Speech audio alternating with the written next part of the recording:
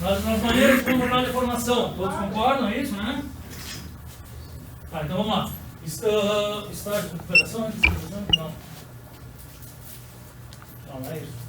A gente já viu então como controlar a deformação, é isso? Solubilização de elemento na rede, encoramento, segunda fase. Beleza, agora a gente está naquela sequência. Ah, tá. O último deles é a deformação plástica.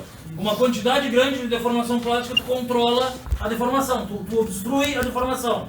Todos concordam? Bueno. Então a gente já viu tudo o que acontece com o teu material quando ele deforma frio. É isso? Beleza. E agora a gente vai ver o que acontece com o teu material deformado quando tu aquece. Certo? O que a gente viu desse gráfico? Todo ou não? Deformado a frio durante o aquecimento. Tu tem 3 estágios. Conceitualmente falando, tu tem recuperação, recristalização e crescimento de grão. Para que vocês gravem, toda vez que tu recupera, tu simplesmente recupera algumas poucas propriedades físicas. Porque o que tu tem em nível de fenômeno é uma pequena mobilidade atômica por pequena quantidade de temperatura e uma pouca mobilidade atômica, certo? Tu não tem grandes difusões atômicas ao ponto de mover discordância, tá? Então tu só move alguns átomos e desacavala discordâncias. Portanto, tu não tem grande efeito em propriedade mecânica e sim em propriedade física, ok? Carlos, vamos lá pra mim, deu? Então, primeiro dos estágios, recuperação, segundo, recristalização e terceiro, crescimento de grão. A grosso modo, aqui tu só dá mobilidade atômica para átomos, não move discordâncias. Aqui tu começa a movê-las, as discordâncias caminham e a princípio elas se somam e formam uma nova fronteira de grão, certo? Portanto, recristalização, criação de grãos novos. E o último mecanismo, que é o crescimento de grão, é quando todos os teus grãos já estão formados e a tua energia térmica é tão grande que a princípio algum grão começa a se mover em relação ao outro. Quando ele se move, provavelmente os seus os planos que estavam gerando uma fronteira de grão podem se alinhar e na verdade o teu grão grande pode consumir o teu grão pequeno. Estão me entendendo? Então, como tu tem uma certa diferença de tamanho de grão ali na região de crescimento de grão, um grão menor pode girar e se orientar favoravelmente ao grão grande e portanto virar um grão maior. Esse é, corretamente falando, o mecanismo de crescimento de grão. Da etapa de crescimento de grão eu não tenho mudança em propriedade mecânica do tipo de utilidade ou resistência à tração. Eu só tenho queda na minha fragilidade, certo? Não, desculpa. Só tenho aumento na minha fragilidade, tá? É o que acontece no crescimento de grão. Então, o que ele está te mostrando aqui?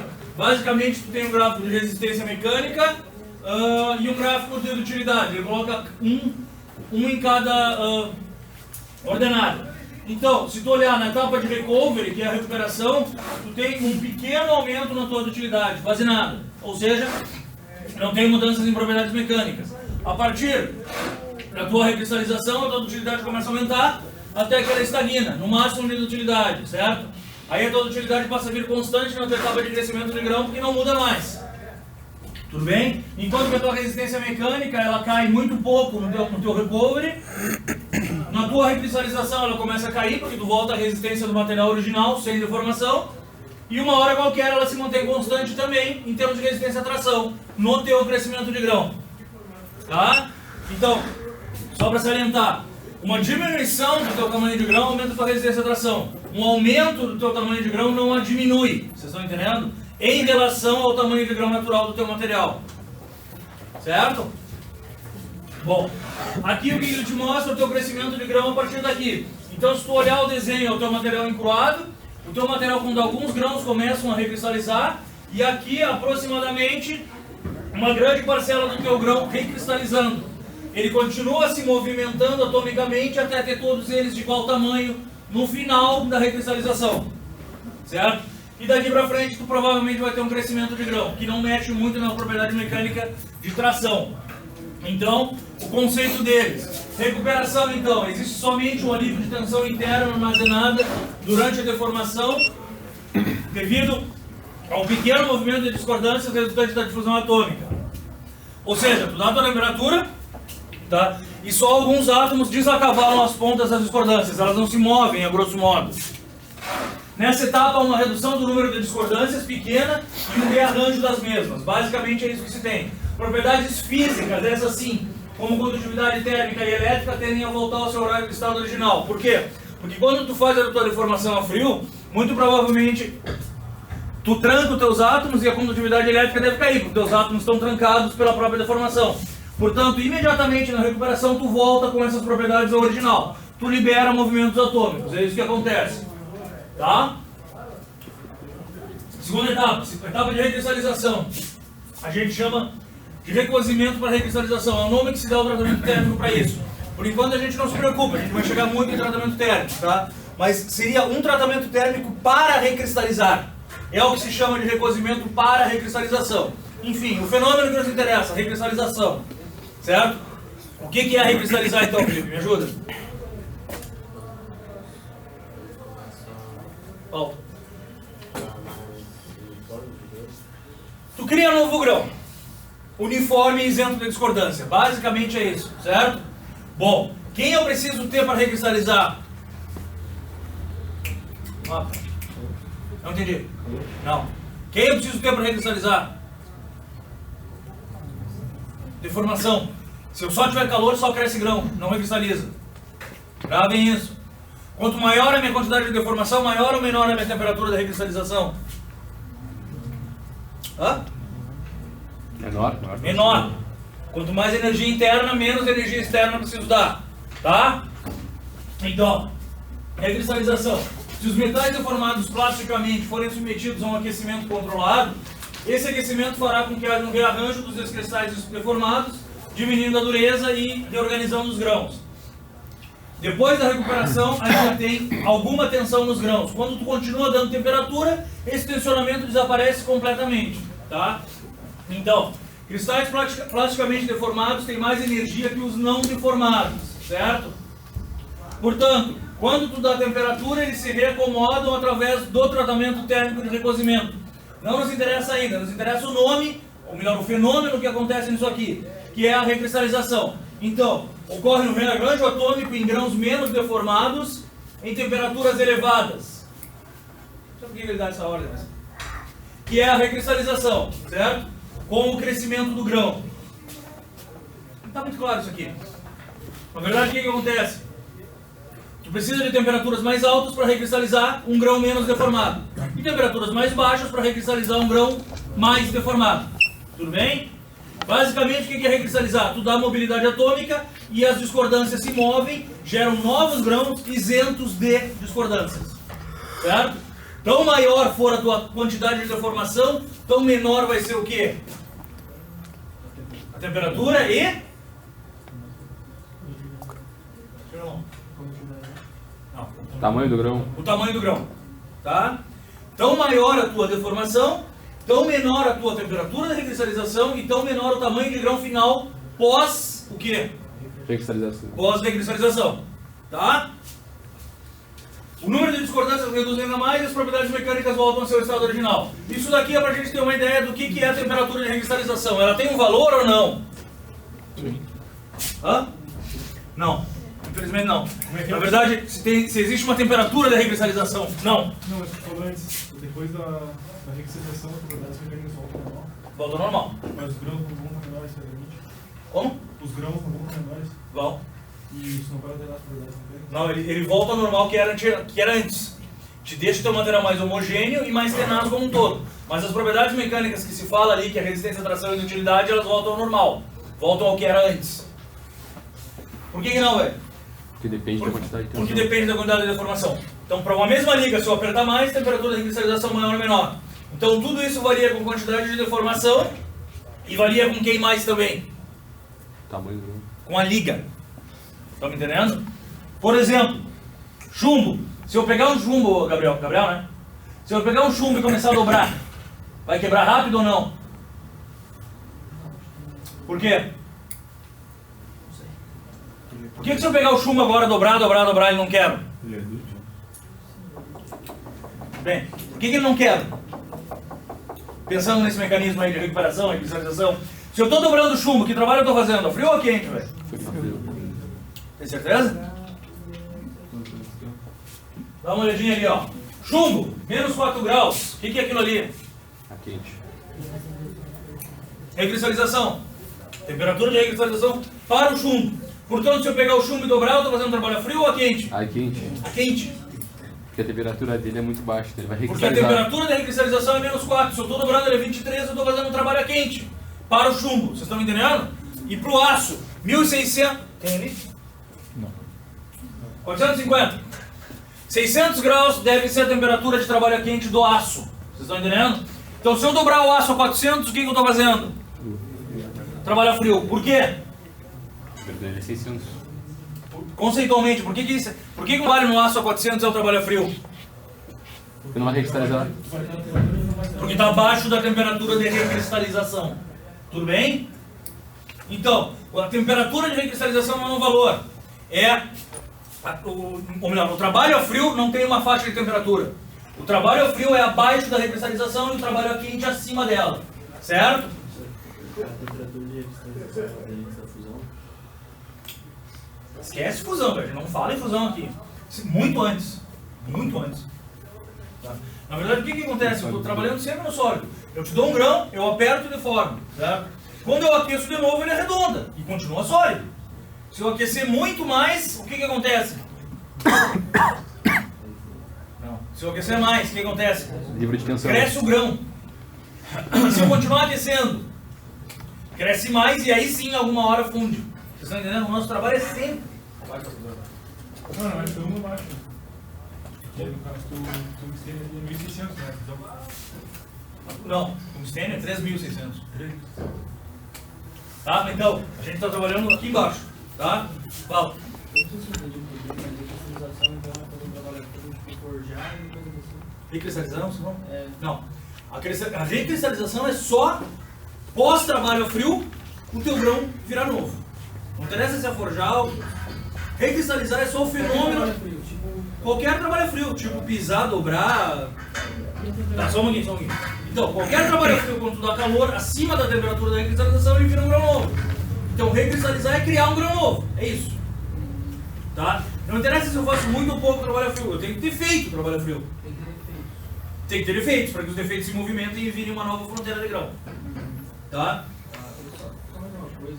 Quando você faz um trabalho, quando você forja, por exemplo, você falou que a temperatura de calor é menor para ele recristalizar. Temperatura... Como? É A temperatura da recristalização é menor. a temperatura do calor, você falou no início da aula. Temperatura do calor. Eu entendi. Na aula de hoje? Não falei isso. Falei que quanto maior a tua quantidade de deformação, menor a tua temperatura de recristalização. Quanto mais tu aperta, mais energia interna tem. Menos energia externa tu precisa dar. Tu tá me entendendo? Essa energia externa seria calor. Tá? Bueno. Então aqui basicamente ele te diz que a temperatura é em torno de 1/2 a 1/3 da temperatura de fusão, mas não existem valores, tá? E ele te mostra que em torno de 4 graus, chumbo recristaliza, tungstênio 1200 e assim nós vamos. Certo, pessoal? A gente já tinha visto isso ou nada? Não. Então estou indo meio rápido, se liguem. Tá? Então vamos de novo. Deixa eu só desenhar o mecanismo para vocês, para que todo mundo se lembre.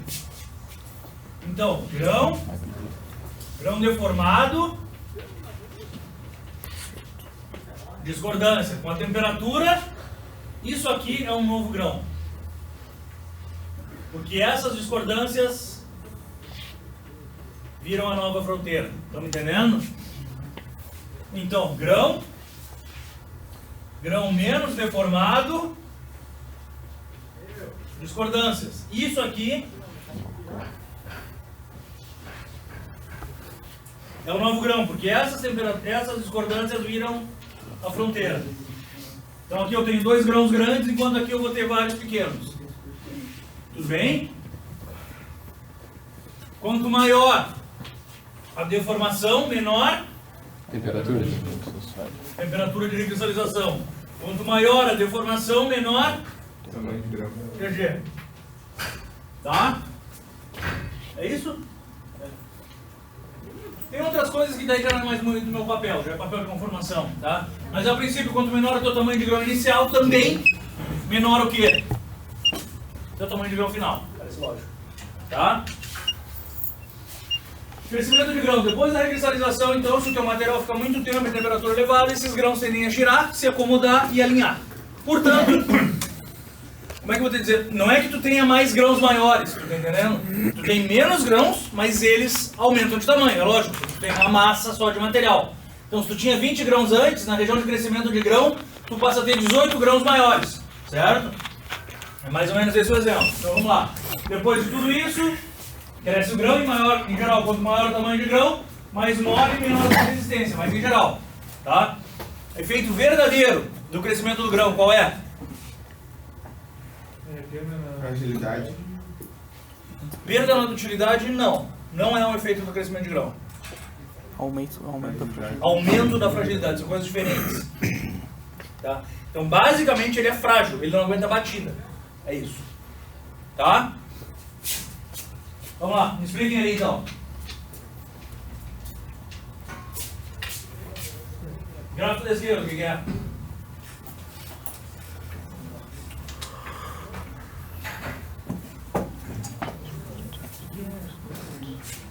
Não entendi. Vamos lá, pessoal. Se cada prova vocês vão ter que ler. Então, dou uns minutinhos, leem, nem uma pensada.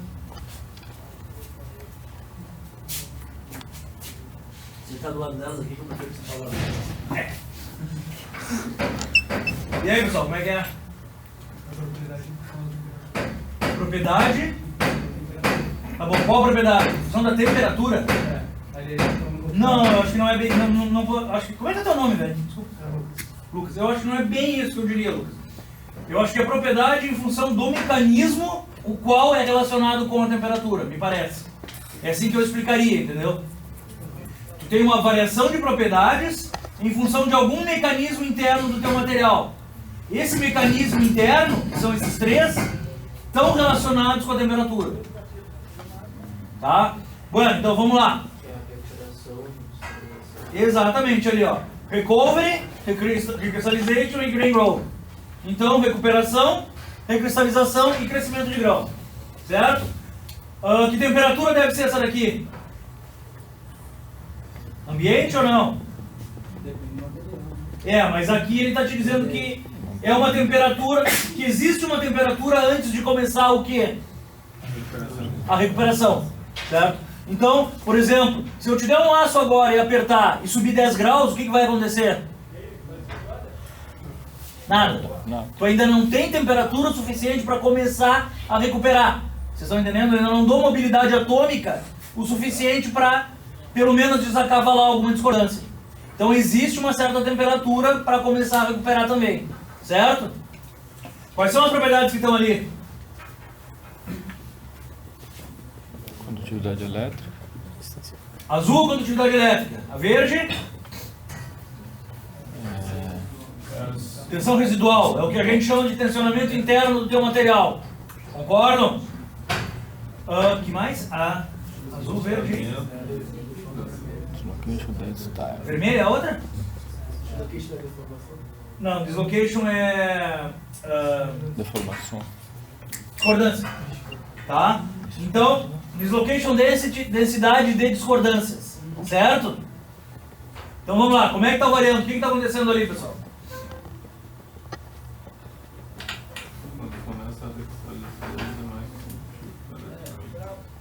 Quando começa ele é mais.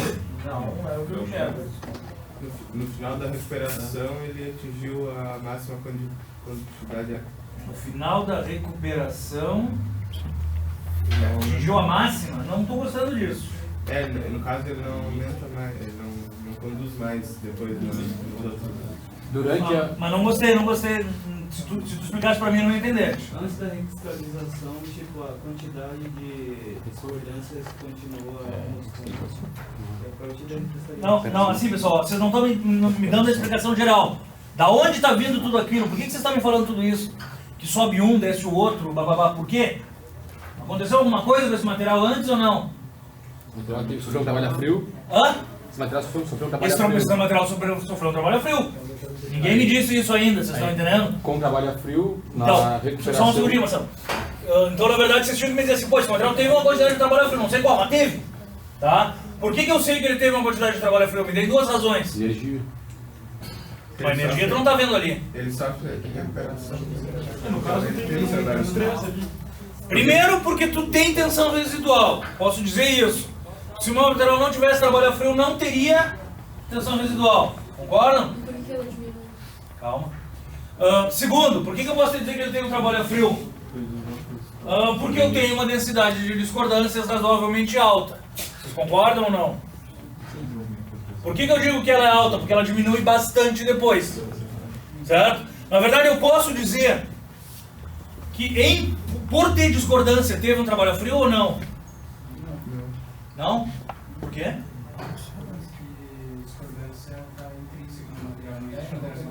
Porque existem discordâncias. Claro que com a deformação elas são muito maiores. Mas da solidificação eu tenho discordância. Então eu digo que esse cara teve um trabalho a frio basicamente porque ele tem tensão interna. Tá? Que mais? Dislocation density e... O que é o vermelho? Dislocation density e... condutividade elétrica. Então, por isso, velho, que eu não gostei que tu me disse assim, ó, no fim da... Não, tu me disse que no início da recuperação, não sei quem falou com a condutividade elétrica, não dá, eu tinha que ter falado antes que ela caiu. Vocês estão entendendo?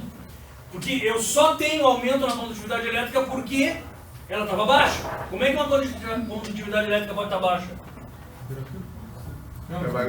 Só com o trabalho a frio, certo? Então, por essas coisas eu tenho que te dizer que ele foi trabalhado a frio. Agora vamos...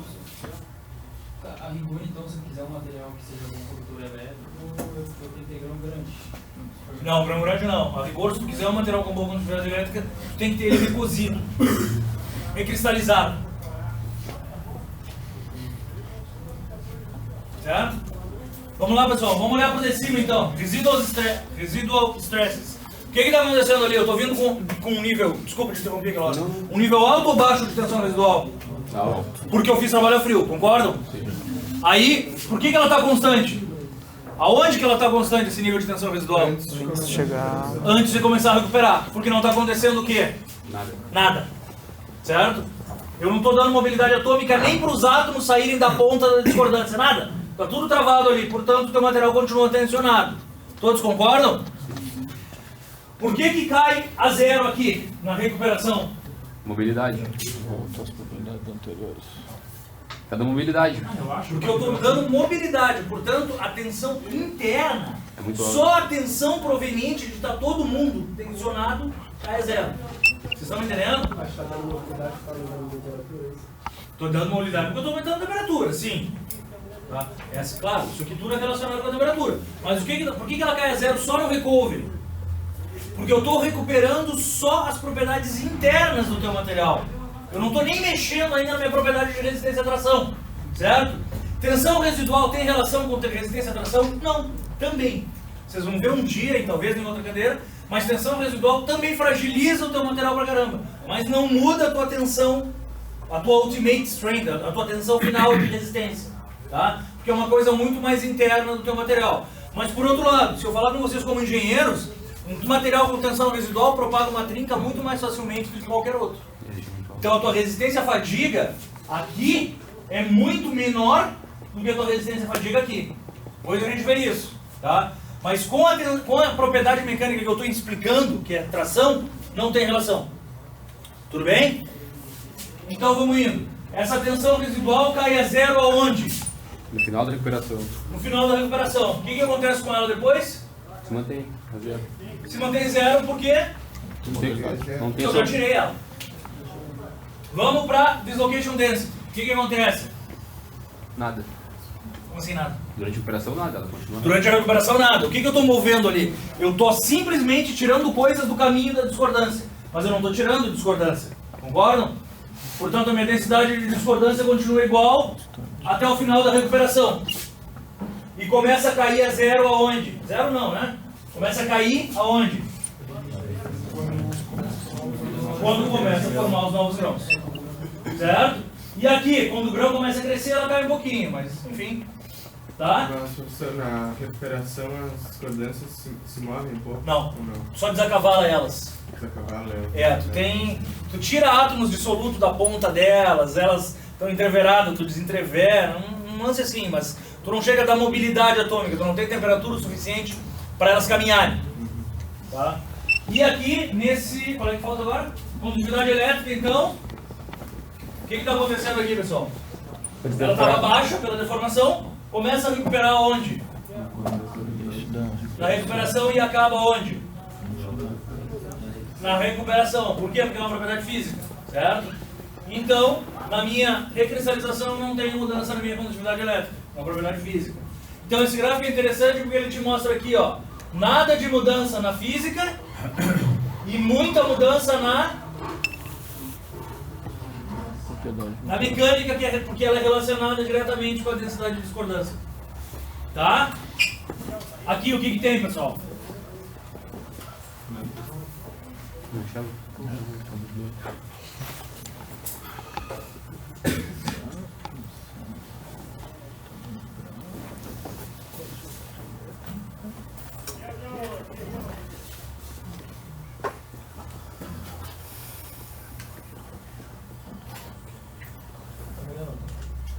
O que é isso aqui? Vamos lá. É basicamente louco, só que dessa vez a gente está olhando a propriedade de trabalho frio. Mas a gente está vendo que as propriedades, a maioria, ali tem uma física, mas a maioria é mecânica e como ela se relaciona com a velocidade de trabalho frio que o material recebeu. É isso? Na verdade são dois gráficos conjugados. Então na verdade o que ele está te dando aqui? Ele está analisando também como varia a propriedade mecânica com a deformação. E no outro ele também está analisando como varia a propriedade mecânica ou física com o aquecimento pós-deformação. Então, isso aqui está onde, ó, pessoal? Esse gráfico estaria onde aqui?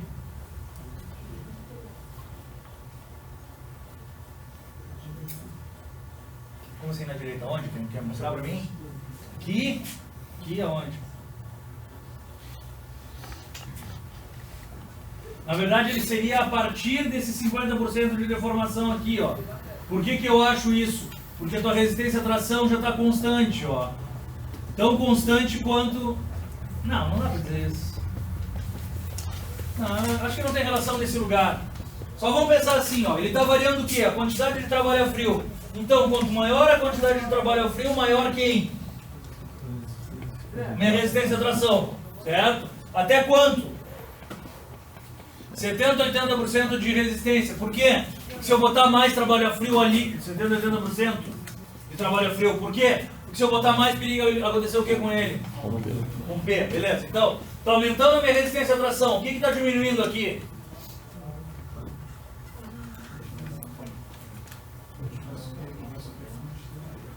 Hã? Isso aqui o que é? Exato, a dutilidade. Ele chama de alongação, só isso, mas é a dutilidade. É o quanto ele alonga após tração, certo? Então se eu pegar um cara aqui e puxar, ele vai diminuindo. Concordam ou não? Sim. Na verdade esse gráfico aqui é o mesmo que aquele anterior lá.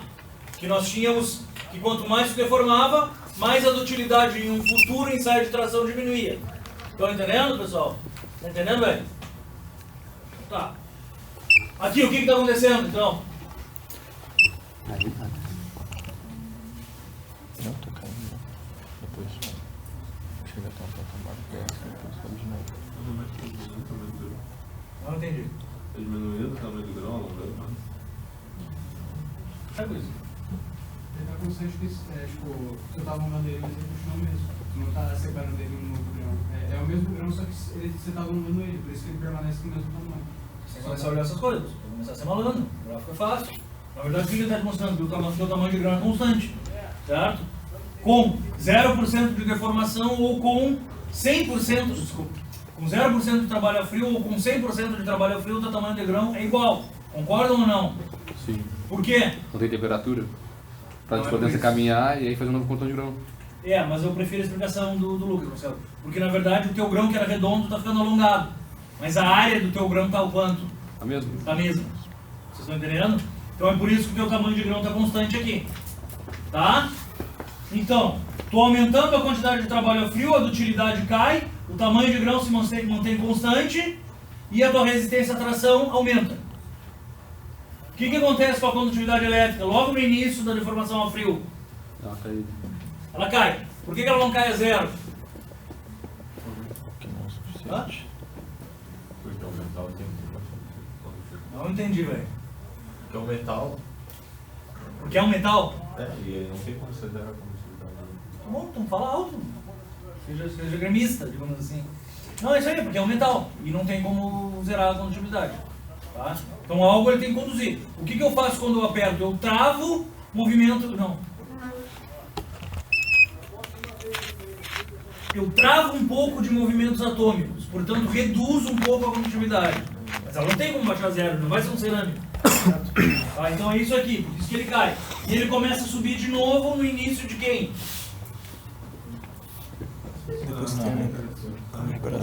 Da recuperação, lá embaixo. Tá?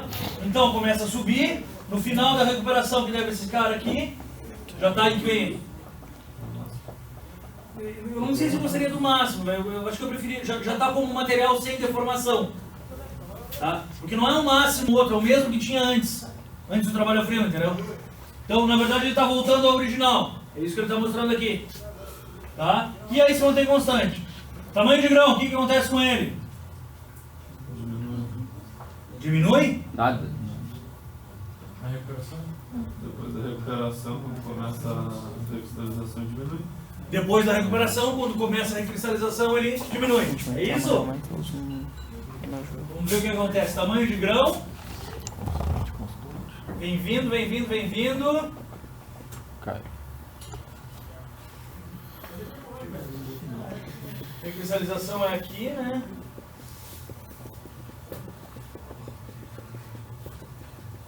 Esse gráfico não está muito legal, porque na verdade o teu tamanho de grão ele diminui, mas ele não cai instantaneamente no início da recristalização, vocês entenderam? Tem uma média, alguns caem e outros não.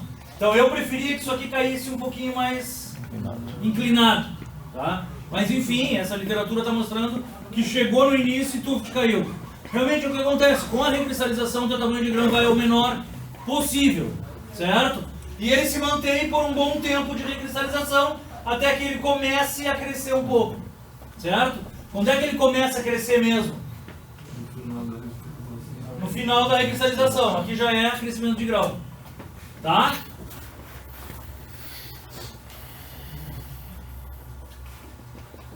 Propriedade mecânica, o que acontece? Ela vem constante até onde? Cristalização.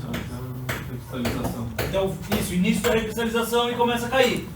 Aqui, onde ela está mais baixa, ela deve estar onde? No final da recristalização. Utilidade, ela vem constante e começa a subir aonde? Recristalização também vai ser o máximo no final da recristalização também. Certo? Então está ali demonstrado o que acontece com algumas propriedades mecânicas e físicas. E aqui está junto, numa linha, para vocês entenderem o que acontece com o trabalho a frio e com os mecanismos de recuperação pós-trabalho a frio. Tudo bem?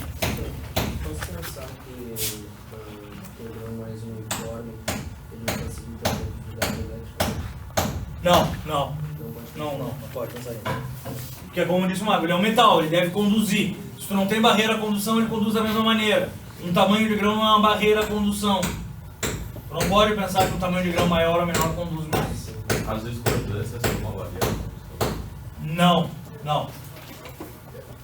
Não, a discordância não. Só um pouquinho. Não, a discordância não é uma barreira à condução, mas o aprisionamento atômico que tu dá quando tu gera discordâncias é uma barreira à condução. Congelar, tu não deixar o átomo mover é uma barreira à condução. Isso aí seria tensão residual ou não? Teria a ver? A condução com a tensão residual? É. Tem a ver. Quanto maior o teu nível de tensão residual, menor a tua condutividade. Tá? Mas tensão residual, por exemplo, tu consegue martelando, só para te ter uma ideia, falando como engenheiro. Se o teu material está todo tensionado residualmente, tu dá uma martelada e tu libera isso aí. Por quê? Porque esse calor ou essa liberação de energia já é o suficiente para liberar algumas tensões residuais. Tem muita gente que estuda isso aí. Na verdade, em solda, só abrindo parênteses, muitas vezes quando tu solda uma chapa grande, ela tende a empenar. O que os caras fazem para liberar esse empenamento, às vezes? Por incrível que pareça, vira e martela. Por incrível que pareça. Então aquele papinho de que vocês vão chegar na empresa e alguém vai mandar vocês buscar um martelo de borracha, vocês vão lá procurar e eles vão rir da cara de vocês. Não é bem assim, porque também existe martelo de borracha, por incrível que pareça. Literalmente para liberar tensões residuais. Por que eu falei isso? Porque na verdade toda vez que tu começa a trabalhar sempre tem um malandro que te tira, né? Vai lá e busca um paquímetro de borracha, um martelo de giz, ou uma coisa do gado. Mas na verdade é uma verdade, assim, se tu virar e martelar do outro lado, tu libera tensões residuais. E o teu martelo pode ser de borracha só pra isso, sim. Tá? Então, velho, tensão residual tu libera até com alguma deformação. E tem muito a ver com a condutividade, sim. Mas não é discordância por si só. Tá? Posso continuar então, pessoal? Então isso daqui, eu acho que é uma foto do cálice, que ele só te mostra a sequência de grãos que tu tem com a recuperação, tá? E recristalização. Então aqui está de novo em português aquele gráfico que a gente viu, tranquilo, né? E aqui vem o comentário do que eu já falei para vocês, como tu sabes se o teu material teve um trabalho a frio ou a quente. Tá, e no desempenho quando o cara bota trabalho, bota calor e joga água, não ia alterar. Cara, eu não posso dar aula de solda, mas quando o cara bota calor e joga água, ele tá fazendo uma baita numa barbeiragem. Não, os caras usam desempenho assim. Também. Uma baita numa barbeiragem. Não altera. É uma bobagem, tô te dizendo que é uma baita numa bobagem. Os caras usam. Na verdade, essa vai ser a tua vantagem em relação aos caras, entendeu? Tu vai saber por que é uma bobagem e por que no trabalho dos caras não tá dando nada. Porque na verdade eles desempenham uns aços com muito baixo carbono, onde a tua variação de propriedade em função de aquecer e jogar água é pequena. Entendeu? Varia, claro que varia. Tá errado, completamente errado. Mas tudo vai depender do que tu vai empregar. Né? Isso com relação à dureza, né? Dureza e fragilidade. Né? Não entendi. Isso com relação à dureza e fragilidade. Isso com redução à dureza e fragilidade. Então muda muito porque o teu aço lá no desempenho é muito baixo carbono. É muito mole, então se tu jogar... Tá errado. Drasticamente errado. No caso, se tivesse muito carbono, ele iria ficar muito duro e muito frágil. Só que não se solda um aço baixo carbono, não é o que os caras usam. Então, eles pensam que tu pode aquecer e jogar água. Fala. O nome disso é tempero. Vamos chegar lá, o nome disso seria tempero, tá? Mas mesmo esse aço que tu falou tempera. Todos temperam, só que alguns não têm grande variação de dureza. Tá, pessoal? Então ele está te falando aqui o que é deformação a quente e o que é deformação a frio, então. Então o limite para deformação a quente e a frio quem é? Beleza. O trabalho a quente tem ou não tem encruamento? Tem. Mas é menos que o... Só que recristaliza imediatamente ao mesmo tempo, tá? Essa é a moral da história. Por quê? Porque tu também aperta, também gera discordância, mas imediatamente, como o teu calor está te ajudando, tu cria um grão novo, tá? Bom, então, terceira região do diagrama tensão e deformação. O que acontece depois que eu estou na região plástica? Se eu continuar puxando? Bom, é isso que a gente tem que saber, certo? Então, tem um monte de coisa para olhar aí. Mas primeiro gravem o que eu estou falando, depois a gente olha, tá? Se o teu material for dútil, como que é a fratura? Alongado. O que vocês querem dizer com alongada? Em pescoço. Então vamos tentar se lembrar pelo menos do vídeo de tração. Se o teu material é dútil num ensaio de tração, ele tem o que a gente chama de estricção. Vocês lembram? Como é que mede a estricção? Isso é deformação. Pessoal, tem um monte de coisa que eu falei em aula que pode cair, hein, pessoal. A estricção é um ΔA. A0 menos AF sobre A0. Essa é a tua estricção percentual. Tudo bem? O valor de estricção. Ah, mas... não é diferente da informação. Informação é isso aqui. Extensão é isso aqui. Tá? Então, quando o teu material é dútil, ele tem uma grande estricção. Vocês concordam comigo ou não? Sim, sim. Bom, esse valor de estricção é uma redução da área final em relação à área inicial. Tá, pessoal? Se o teu material alonga muito, a tua fratura deve ser como? Deixa eu explicar para vocês então. Na verdade, o que acontece? Se eu estou puxando o teu material e ele é dútil, aonde vocês acham que ele começa a quebrar? O que vocês acham? No centro. Na verdade, eu começo a criar buracos no centro do meu material. Ele começa a deformar e formar micro vazios lá dentro. Esses vazios, uma hora, começam a se unir e tu passa a ter o quê? Um vazio um pouco maior. Certo? Quando tu continua puxando, o que acontece na tua fratura? Ela deve quebrar porque agora eu não tenho mais o quê? Área de seção. Tem, sem galho, se quiser jogar uma água, vai lá. O que eu não tenho mais agora, depois que os vazios se uniram? Tem mais vazio para subir. Não tem mais ligação. Não, mas um pouco mais didaticamente falando assim. Não. Eu começo a puxar, o cara começa a deformar plasticamente, certo?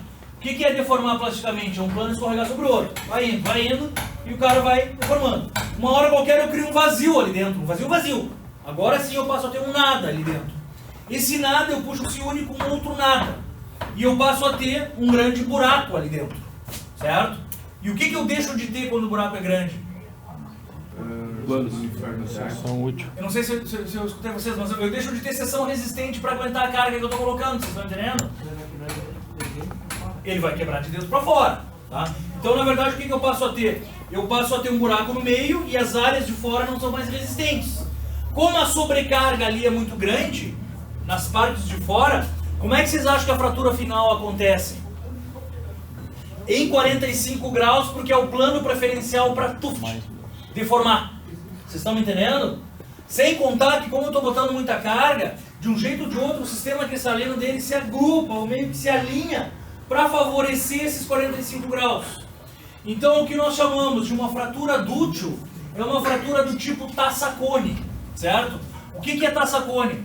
Tu sempre tem o macho e a fêmea da tua fratura, e na fêmea tu tem uma parte rugosa no meio. Por que rugosa? Vazios e deformação de plano cristalino. Na verdade, o que acontece? Um plano está escorregando sobre o outro e criando um vazio. E ele deforma para tudo quanto é lado. Então esse cara é bem rugoso, não é liso, a grosso modo. Tá? E na parte de baixo tu tem essas duas facetas aqui. Já na parte de cima tu tem as outras que são assim e a fratura, certo? Bom, tu verifica uma grande estricção e a tua fratura dútil, que é essa que eu falei, ela pode se dar tanto no contorno de grão quanto no meio do grão.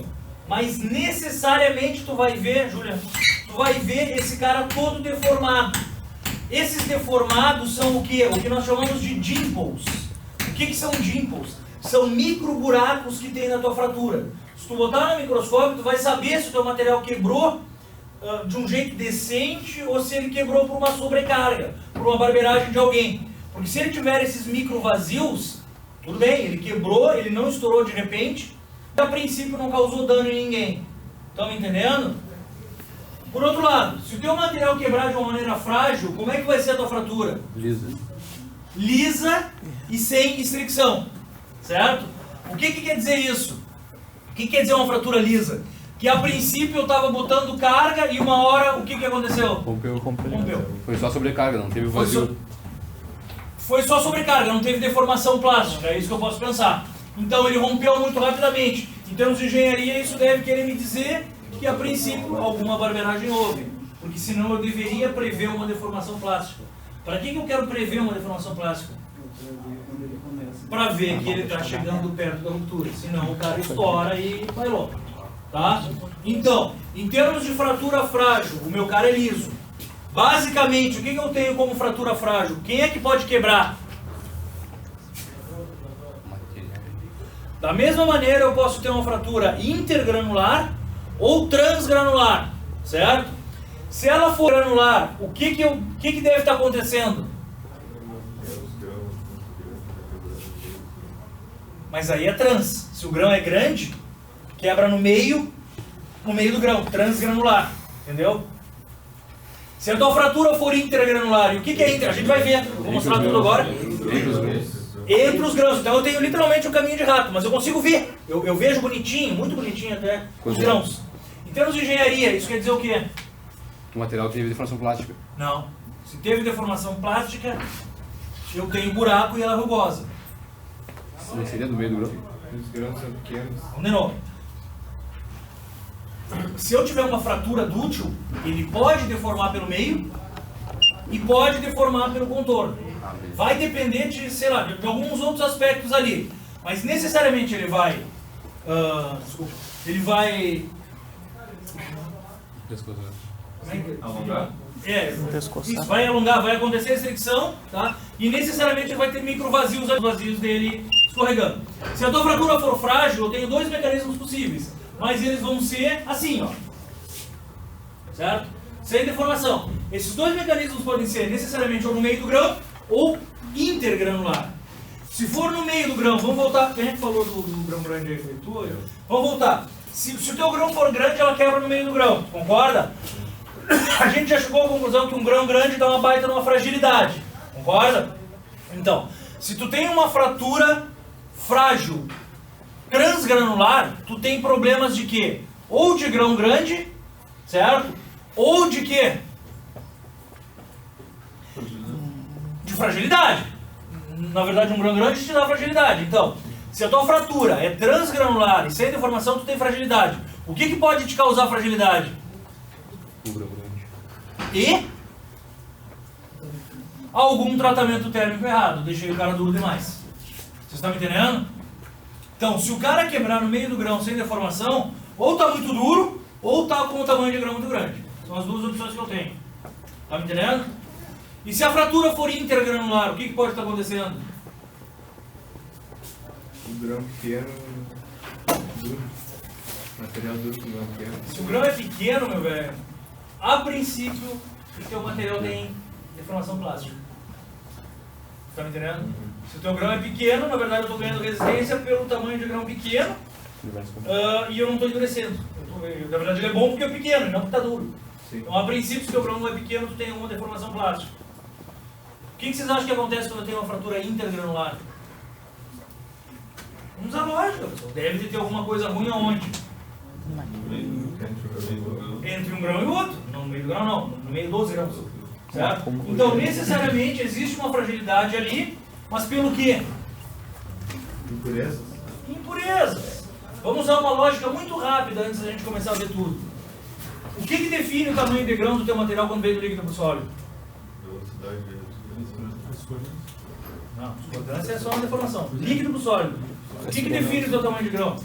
A velocidade de resfriamento. Na verdade, um sólido, certo? Quando ele começa a crescer, ele para. Concorda? Bom, aqui, antes dele parar, o que eu tenho no meio dos grãos? Tensão ali. Hã? Tensão. Líquido. Concorda? E uma impureza, geralmente tem um ponto de fusão maior ou menor do que o teu material? Maior. Menor. Usualmente menor. Porque uma impureza é um fósforo, o teu material é um ferro. Pô, é diferente. Tá me entendendo? Portanto, onde vai estar a tua impureza? No líquido. Porque ela tem um ponto de fusão menor. Vocês estão entendendo? Então, se o teu material está muito sujo, aonde vai estar toda a tua sujeira lá no final das contas? Entre os grãos. Entre os Como grãos. solidificar. Por isso que tu tem uma fratura intergranular. Porque de uma forma ou de outra o teu material está frágil por barbeiragem de fabricação e térmico do tipo deixar muito duro ou do tipo grão crescer demais. Entenderam? Mas fratura é algo que se estuda. O meu orientador é doutor em fratura, enfim, o cara que me orientou. Tem muita gente estudando fratografia, congressos de fratografia. Eu já fiz análise para a polícia, pegando fratura e vendo o que aconteceu. Enfim, existe uma área muito grande na engenharia que lida com fratografia. Tu tira um mundo de informações ali. Tá? Bom, então entendido isso, o que a gente tem então? Ocorre mediante maneira dútil ou frágil, de forma diferenciada para cada tipo de material. Então, a princípio, isso aqui é uma fratura frágil e isso aqui é uma fratura dútil. Está ali o esquema taça cônica, vocês estão vendo? E isso aqui no meio deveria ser a tua área deformada em função da tua grande estricção. Certo? Então, como eu meço estricção? Delta A sobre A zero. Como eu meço dutilidade? Delta L sobre L0. Vocês vivem. Pode até que não prova. Então, basicamente, a variação de área em relação ao inicial vai te dar um percentual de estricção, ou um percentual de comprimento em relação ao comprimento inicial vai te dar o que eles chamam de dutilidade. Então, o que ele te mostra aqui? Ó?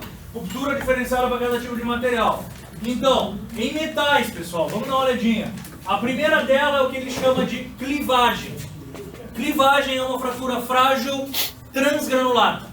Para mim, eu gravo uma folha de repolho. Uma folha de repolho, na verdade, geralmente ela é plana, tá? E ela tem algumas estrias no centro da folha de repolho. Assim, eu relaciono com a fratura de clivagem, é o que a gente vê. Já a fratura intergranular, tu vê muito facilmente o teu grão, tá? Então, para metais, dois tipos de fratura frágil. a de clivagem, que está ali, e a intergranular, que está ali. Tá? E depois, vários outros tipos de fratura dútil. Ó, o que ele te mostra aqui? Ó? Na verdade, o tanto está criando microvazios aonde? No meio dos grãos, e esses microvazios vão se unir. Aqui eu estou puxando e os microvazios estão no meio do grão. Só isso.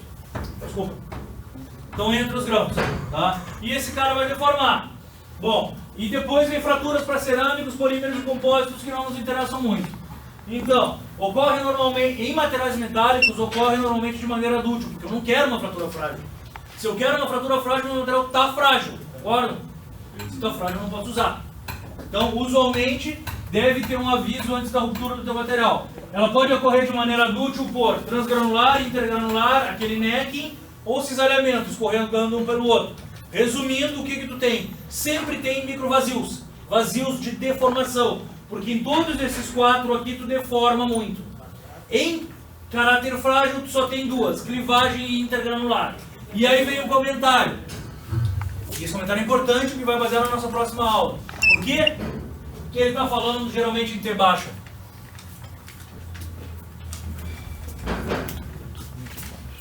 No caso é a questão de foi aplicado no material. Não. Temperatura. Nada a ver com influência. Na verdade, o que vocês acham?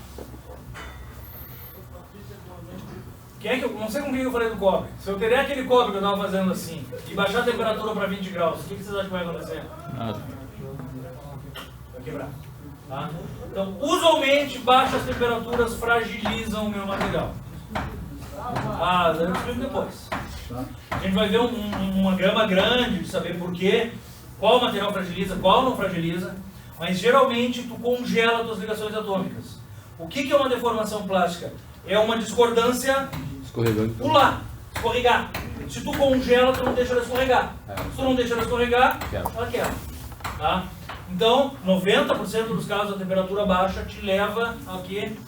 A uma fratura frágil. Tá? A gente vai ver que não são em todos os casos.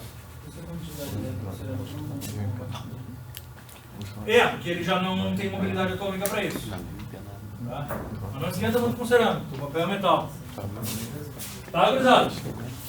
Então tá ali, em termos microscópicos, o que a gente chama de taça cone, ó. Então a ruptura em 45 graus e o macho e a fêmea da fratura. Aqui está o mecanismo de microvoids, ó, de microvazio se formando, tá? Que vira um vazio maior, onde tu não tem mais seção resistente e acaba quebrando a 45 graus. Tudo bem? O que mais que ele mostra lá? Misturação interna, fricção, tá. Isso daqui é simplesmente para salientar que eu posso ter fratura dútil inter ou transgranular. Então aqui ele mostra a fratura com uma deformação envolvida no meio do grão, tá? E aqui ele mostra o aspecto microscópico da fratura dútil. É isso que vocês vão ver quando uma fratura for dútil. Esse monte de buraquinho aqui, ó. Tá? Fratura bem típica. Tu literalmente sabe que teu material deformou e que não tinha nada fragilizando ele. Isso aqui é um microscópio de varredura, tá? E aqui eu mostro para vocês, ó, a fratura frágil e o seu aspecto microscópico. Tá aqui, ó. Isso aqui para mim é o que me lembra uma folha de repolho, ó. Então, na verdade, tu tem facetas, ó. Aqui tu tem uma faceta de clivagem, aqui tu tem uma outra faceta de clivagem, tá? Em que o teu material rompeu no meio, tá? E aqui vem uma fratura intergranular, certo? Tu tá vendo todo o teu grão. Isso daqui é microscopia eletrônica, eu pessoalmente gosto muito de microscopia eletrônica, saliento que a gente tem alguns aí. Tá? E aqui tá legal porque tu consegue comparar as duas, ó. Ali tá melhor no meu micro do que lá, né? Mas aqui tu tem uma fratura mista, ó, tu enxerga alguns grãos aqui e aqui a tua área de clivagem. E aqui o teu contorno de grão bem tranquilinho. Tá? Bueno. Então, pessoal, eu acho que eu adiantei a matéria. Melhor. Todos entenderam fratura, então? A aula é 13h10, né? Vou trabalhar. Alguma dúvida? Recristalização, recuperação na deformação? Dureza, então. Na verdade, vocês têm... agora a gente começa Ver até onde eu vou. Agora a gente começa outras propriedades mecânicas. Então acabou o nosso diagrama tensão-deformação, tá? 88 de 115. 12 mais 15, 30 slides. 30 slides. Hoje, aula que vem. Prova quinta, tá bom vocês? Nessa quinta? Hoje, aula que vem. Seguro vai ter aqui. Segundo, uma aula de dúvida, mas é dúvida, não pensa. Aqui, ó, vocês têm uma lista de exercício lá, pessoal. Aconselho fervorosamente vocês a tentarem resolver.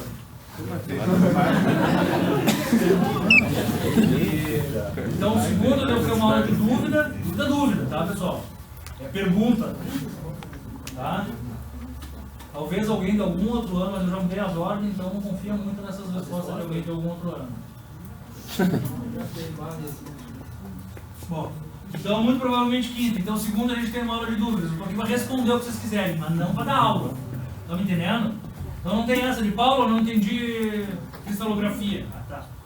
Ela vai me perguntar 2 mais 2 dá quanto? Aí quem sabe eu respondo, tá? Então vamos lá, pessoal. Dureza então. Para que serve dureza? Tá, então quinta, né? 9 de junho, quinta, prova. Pessoal, depois a conta do banco eu geralmente deixo no final da prova. Olha aí. É assim, pessoal, vamos lá. O que acontece? Os meus materiais têm uma relação, ela não é 100% fiel, mas existe uma relação uma relação muito tênue entre o quão mais duro é, mais frágil é, certo? Essa é verdadeira. Quanto mais duro for o teu material, maior o teu nível de fragilidade. Nem sempre, quanto mais duro é o teu material, maior a resistência mecânica.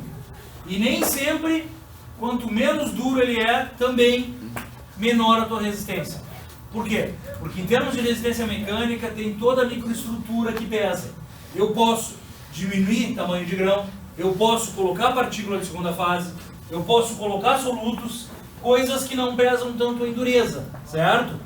Por outro lado, a única verdadeira relação é quanto mais duro, mais frágil e mais o quê? Resistente ao desgaste. Isso vocês têm que saber em termos de engenharia, certo? Bom. O que acontece com dureza? Lá no Moodle de vocês, eu já coloquei desde a semana passada 4 apostilas sobre dureza, tá? Ou 3, eu não me lembro, tá lá? 3. Então, uma é geral sobre dureza e depois vem nessa mesma dureza Rockwell, o Brinell, não me lembro. Na segunda e terceira, dureza Vickers. O que acontece? Tu não pode fazer uma medição de dureza de alguém mole com alguém muito duro. E vice-versa. Porque senão tu acaba deformando o cara que vai fazer a dureza. Vocês estão entendendo? Na verdade, assim, ó, qual é o conceito de dureza? Resistência à penetração de um outro corpo mais duro. Tudo bem? Então, o que acontece? Se o meu material está extremamente endurecido e eu vier com um material mole, eu não consigo nem imprimir a minha calota ou imprimir o penetrador nele, tá? Então, basicamente, existem escalas de dureza. Cada escala de dureza ela é feita com um tipo de penetrador e um tipo de carga, certo? Por quê? Porque se ele está duro, eu preciso empurrar com mais força, certo? O que mais? Além da carga, a gente geralmente tem uma pré-carga. Algo para que o teu penetrador entre e meio que se acomode ali dentro. Para depois tu colocar o teu carregamento. Esse teu carregamento ele não pode ser colocado extremamente rápido. Por quê? Porque se for rápido passa a ser, na verdade, um esforço de impacto. Que não é o que tu quer. Tu quer colocar o teu material, gerar a deformação e ver de que maneira ele está resistindo a essa deformação. Basicamente, eu tenho algumas maneiras de medir. A mais antiga delas... Só um pouquinho, moção. A mais antiga delas é a Brinell. E por isso que ainda se fala. Ela é chata, cada dia menos tu vê na indústria, mas como começou com ela, muitas indústrias ainda têm os durômetros Brinell. Durômetros, vocês lembram o que é? Vocês viram no vídeo, certo?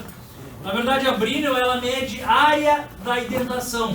Ou seja, tu coloca uma esfera de aço aqui dentro, aperta, e tu faz a relação da carga que tu colocou com a área resultante da tua penetração, certo?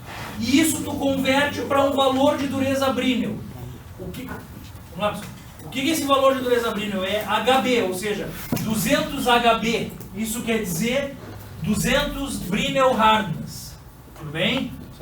Então, tu fica com o valor de dureza Brinell em função da área da tua calota. Tu mede geralmente, é trabalhoso, porque tu geralmente precisa de um projetor de perfil, tá? Então tu mede a área e faz uma relação. Passou o tempo e os caras inventaram um outro durômetro, bastante útil. Esse outro durômetro coloca a carga automático e ele mede a variação de força que tu tem para um dado penetrador, certo? Então o que mais a gente usa é o que nós chamamos de Rockwell C, tá? A dureza é dada em HR, de dureza hardness, de dureza Rockwell, HR, tudo bem? Com as suas escalas, A, B, C e D. A C é para material duro, é o que nós usamos usualmente na prática. Por quê? Porque se eu tiver que fazer uma dureza no material que eu não tenho nem ideia de quem é, eu começo com duro. Tá? Se der um valor estranho, aí eu vou mudando o meu penetrador. Vocês estão entendendo? Bom, esse dureza Rockwell C é dado com penetrador de diamante, tá? É um cone de diamante e geralmente com uma carga de 150 kg. Eu tenho uma pré-carga de 10 kg, deixo um tempo ali e depois coloco outra carga. O quanto mais ele descer, mais vai acontecer o quê? É que eu não meço a área. Na verdade eu penso assim, ó, quanto mais ele descer, menor a resistência que ele teve à força. Portanto, menor a dureza que eu tenho. Certo? Mas então, o que eu tenho? Eu ainda tenho uma indentação lá dentro. Logo depois vem a dureza Vickers. Essa dureza Vickers, ela é mais... não sei como é que se fala. Na verdade, ela é mais ampla, porque tu consegue variar a quantidade de carga que tu põe. Certo? Então, o teu penetrador para Vickers, ele é uma base de piramidal, de diamante, e tu mede a relação entre as diagonais que fica na tua impressão. Só que a tua impressão não é funda, ela é bem rasa. Estão entendendo? Por isso que tu consegue mudar bastante a força e fazer a dureza Vickers no material mole ou duro, com o mesmo diamante, sendo que ele vai mudando automaticamente a sua carga. Então, a princípio, a tua escala de pesquisa é a Vickers. Não mais exata, mas uma gama maior, tu tá me entendendo? Por quê? Porque se eu te colocar um material extremamente duro agora, velho, ele vai te dar uns 60 Rockwell C de dureza. Se eu te colocar um material mole, ele vai te dar uns 5 Rockwell C de dureza. Só que 5 Rockwell C não existe. Vocês estão entendendo? Eu tenho que jogar fora essa medida. Se ele me der 5 Rockwell C, eu tenho que ir lá pro Brinell. Então, na verdade, as durezas, e o Brinell vai te dar 200 HB. Então o problema é que tu tem faixas de escalas que se interpõem. Enquanto que a Vickers tu pega de 0 a 2.000, 3.000 numa escala só. Vocês estão entendendo? Só que como todas as empresas têm seus durômetros antigos, eles continuam usando ainda. Tá? A gente vai dar uma olhada nelas agora, mas eu peço que vocês deem uma lida lá e deem uma lida com certo carinho, porque estão todas as informações daquelas 3 apostilinhas ali. Tá, pessoal? As microdurezas não nos interessam tanto. Então, o valor da propriedade varia com o método empregado. Tudo bem? Metais, dureza medida pela resistência, indentação ou penetração de algum metal mais duro. Dureza dos metais, mede-se profundidade ou largura da indentação. E aqui estão as 3 escalas, Brinell, Vickers e Rockwell. Tá? Microdureza NUP passa a ser para uma chapa extremamente fina. Tá? Que não, é um pouco mais para pesquisa de tratamento superficial. Tudo bem? Alguma coisa? Oi? Não? Não dá para passar depois isso aí? Tá, pessoal? Então, assim, ó, essa daqui é para uma escala superficial. A gente mede muito mais tratamento térmico ou recobrimentos, tá? E aqui para cerâmicos, onde tu mede fissuras. Vamos dar uma olhada ali, então. O meu primeiro deles é a dureza Brinell. Usa geralmente uma esfera de 10 mm de aço ou carbeto de tungstênio. Então, ou tu usa um aço endurecido, ou tu usa um material mais duro. O que ele está te mostrando aqui? Ó? Tu tem um diâmetro maior da tua impressão. Tá? Tu coloca uma carga ali e a tua fórmula para calcular o teu valor de dureza Brinell, ele leva em conta quem aqui, pessoal? Ó?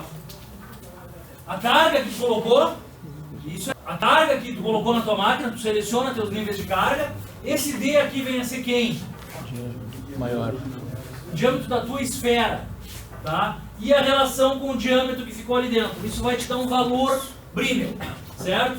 Vocês têm que ter claro que, por exemplo, 200 Brinell é bem menos do que 60 Rockwell C. Então as escalas elas não são lineares ali dentro. Vickers. Tá? Tu pode até converter tudo que tu quer para Vickers ou tu pode até fazer tudo em Vickers. Mas às vezes tu não tem. Tá?